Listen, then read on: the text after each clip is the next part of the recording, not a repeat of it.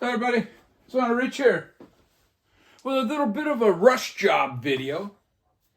I wanted to get this out there before Norman Maslov jumped on it. Mazzy.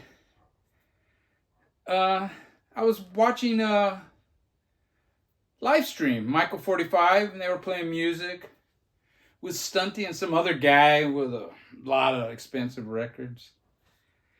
And I found out Steve Albini died today. Now, I think his latest record with Shellac, I believe is still the name that they're using, is due to come out next week. So I don't know, maybe it's a publicity stunt. No, he died of a heart attack. Now, if you want facts and all that, go to Wikipedia. I'm just going to show my big black records. And, either go to Wikipedia or one of the leaders of the VC, if you want, facts. I just talk my experiences and my opinions and whatever. And the first record I'm going to show is The Hammer Party. This is actually a comp of their first two EPs. Side 1 is Lungs, their first EP. Side 2 is Bulldozer, their second EP. Now, Lungs, Steve Albini plays all the instruments on this, except for some sax. The second side, which was Bulldozer, he started bringing in some other musicians. Very minimalistic compared to the later stuff. The Big Black, all their records were different. They evolved. But it still has that edge to it. Now, Steve Albini, he used to play with a metal guitar pick. So it's a very abrasive sound, and it's not for everybody. Now, he was quoted as saying that anybody can play notes. He was more interested in guitarists that made the guitar sound like it really wasn't a guitar. I think 5 of his influences were Andy Gill, Gang of Four, Roland Howard from The Birthday Party, John McKay from Susie and the Banshees, Keith Levine from Peel, and Ron Ashton from Stooges. Now, I recently did a video of 5 underrated guitarist, and Steve Albini was my number 1. Now, those 5 influences, I could do a part 2, and they could all be the ones I covered. Oh, excellent guitarists. And not your traditional. This is their third EP, Racer X. It gets a little more rockin'. I wouldn't say rock, a little more ruckus, a little more punch. But yeah.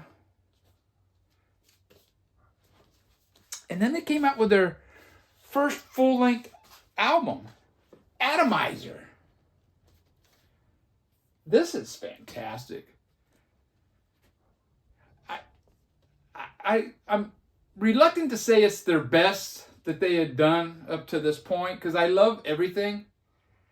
I'm going to leave a link to a couple of songs from here. Possibly Kerosene and maybe Jordon, Minnesota. Now, Jordon, Minnesota was based on a true incident. Supposedly. I haven't looked up on. But this is what they say. There was a child sex ring in this little town or small city. I don't know. I think it was a small town in Minnesota called Jordon. And the judge dropped all charges because he said it would be too devastating to the small community because so many people were involved and high-ranking officials all the way down to, Joe Blow. But yeah, his vocals in this, in Jordon, Minnesota, are so emotive. I mean, it illustrates the pain that these poor children must have felt. It's really moving. And I'm coming, it brings me to tears just thinking about it, man. Honestly, it's horrible. And yeah. Now, an interesting thing, I was saying about the vocals in that are so emotive. Steve Albini treated the vocals just like another instrument. And at times it does. It kind of just blends in with the sound of the band. They followed Atomizer up with the Headache, this 4-song EP. Side 1 of this is really good. Side 2 is just fantastic. This is the more common cover. There was a band cover. But yeah, really good stuff. And I believe the same year they produced this live album. We're Gonna Hit, is it? You Got It All, Dad, We're Gonna Hit. The Sound of Impact. And on the back here, you got all these quotes that are actually real quotes from people in an airplane right before they crash. I believe I showed this in my 5 underrated guitars video. It's a very well recorded live album. Not for everybody. I mean, like I said, it's very abrasive sound. And then their final album was songs about fucking. And side 1 of this is a darn near perfect, I believe. It's just so intense and it's got great songs, man. Bad Penny, La Dopa. I'm not going to name them all. And then after they broke up, this live album was released, Pig Pile. And again, it's a well-recorded, great document of this band live. Now, I never saw them live, unfortunately. I probably found out about Big Black, I don't know, maybe when Atomizer came out, or Headache. It was around that period. I didn't know about him at the very beginning. He was not well regarded. He was from the Chicago area. He was not well regarded in the punk circles.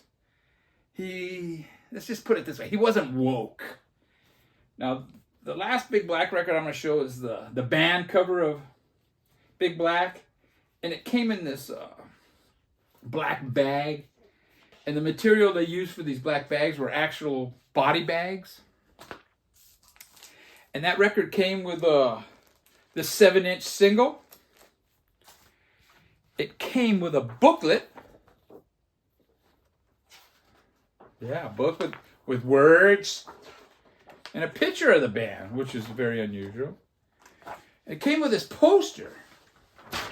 Oh, man. And that's Steve at the bottom. Now, I'm currently purging a lot of stuff. I'm selling some on Discogs, but not a lot. I had 2 copies of that Big Black, and I put one up, I think for $200. Maybe it was 210, something like that. I had it up there for a week, and it didn't sell. I took it to my local record store, and he gave me $110 for it. So not bad. I mean, considering I paid $25 for it, back in the 80s. And then the band cover is this autopsy pictures of some guy that ended his life with a shotgun. And the final record I'm going to show is God's Favorite Dog. This is a comp I recently listened to a couple of weeks ago, entered into Discogs. I'm going through and I'm listening to all my records, grading them, putting them into Discogs. If it's a record that I don't think I'm really going to want to listen to anymore, I'm purging it. I mean, I'm getting on in age, I don't know, man. Do I really want to hear Who's Next anymore? But anyways, this got a couple of songs by Big Black. It's got Butthole Surfers, Killdozer, Scratch Acid. Now, a couple of members from Scratch Acid would join Steve Albini and later bands. But anyways, that's it. Take care, everybody. Too bad. I mean, he's more well known for being a producer. He produced the Pixies, Robert Plant and Jimmy Page. He produced Nirvana. And Kurt Cobain said that he thought he was going to have a lot of friction with this guy because he had heard he's like a sexist dick. But he said it was actually the smoothest and best recording sessions they ever did. Anyways, take care, everybody. Mazzy loves you.